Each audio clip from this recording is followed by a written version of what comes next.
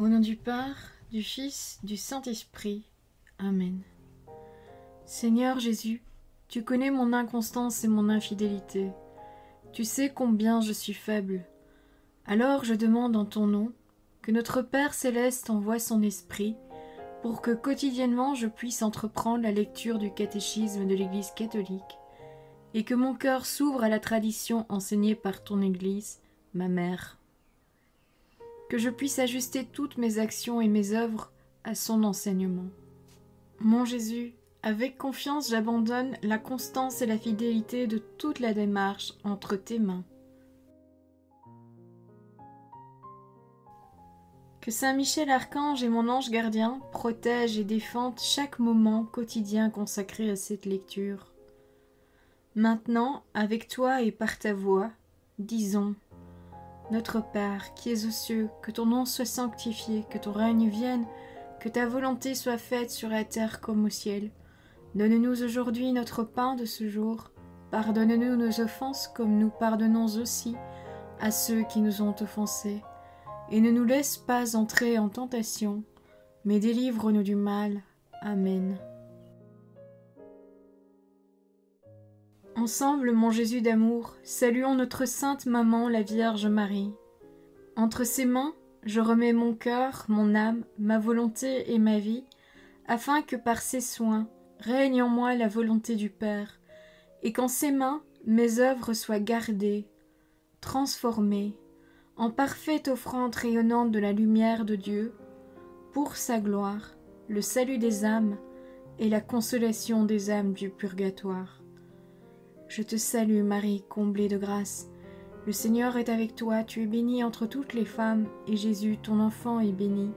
Sainte Marie, Mère de Dieu, prie pour nous, pauvres pécheurs, maintenant et à l'heure de notre mort. Amen. Je te salue Marie, comblée de grâce, le Seigneur est avec toi. Tu es bénie entre toutes les femmes, et Jésus, le fruit de tes entrailles, est béni. Sainte Marie, Mère de Dieu, prie pour nous, pauvres pécheurs, maintenant et à l'heure de notre mort. Amen. Je te salue Marie, comblée de grâce, le Seigneur est avec toi, tu es bénie entre toutes les femmes, et Jésus, le fruit de tes entrailles, est béni.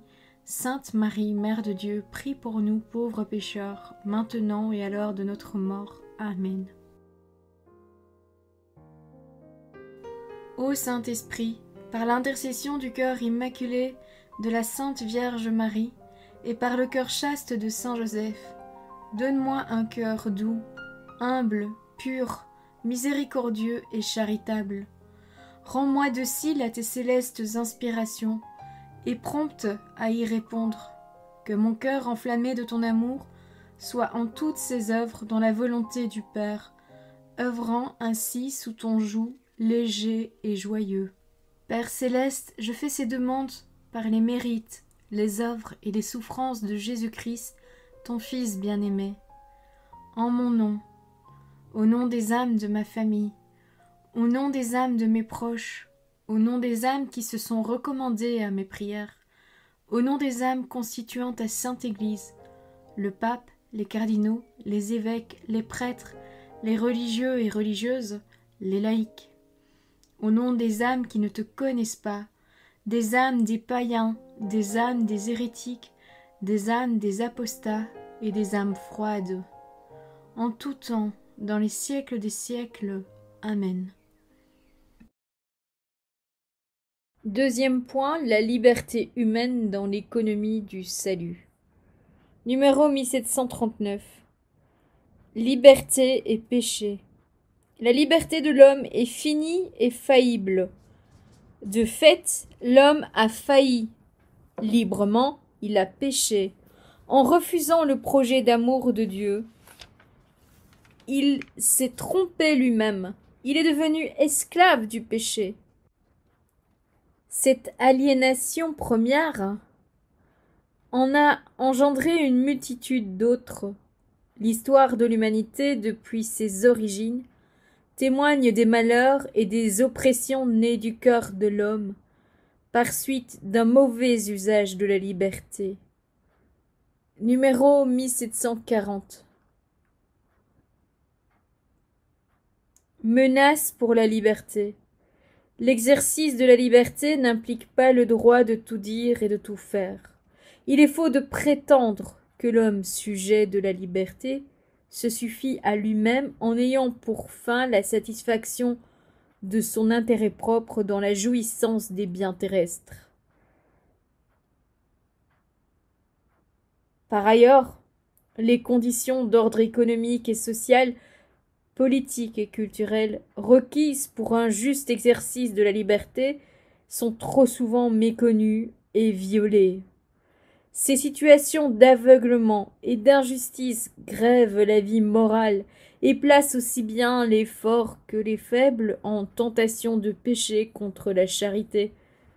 En s'écartant de la loi morale, l'homme porte atteinte à sa propre liberté.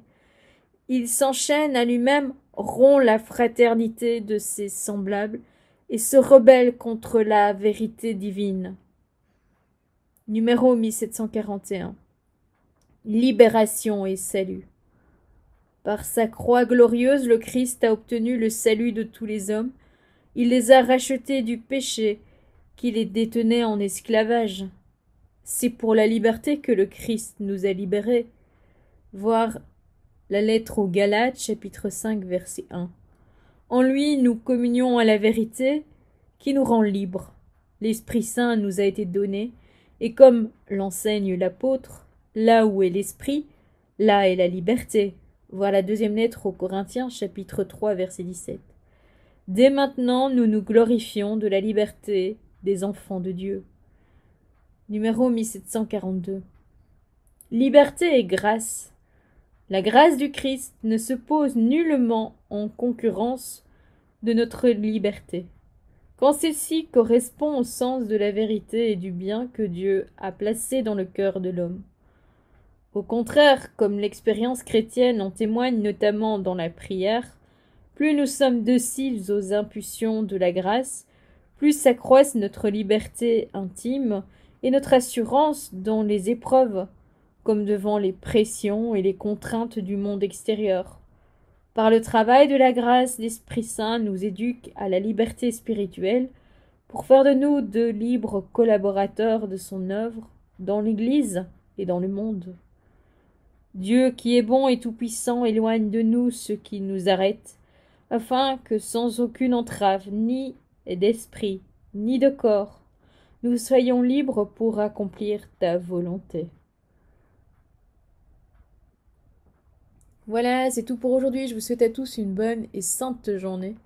Que le Seigneur nous bénisse tous, que votre ange gardien veille bien sur chacun d'entre vous, et que la paix habite votre cœur. Au nom du Père, du Fils, du Saint-Esprit. Amen.